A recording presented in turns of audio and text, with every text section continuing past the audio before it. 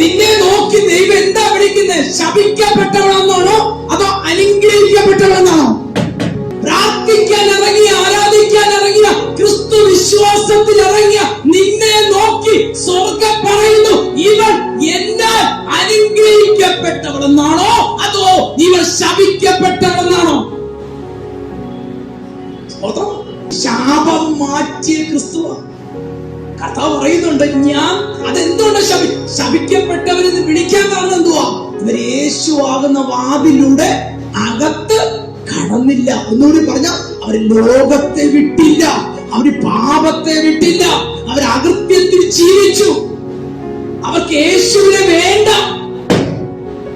പക്ഷേ യേശുവിനെ വേണ്ടി നിന്നവർ, മരിച്ചവർ, ആബാലവൃദ്ധരെന്ത് ചെയ്തു?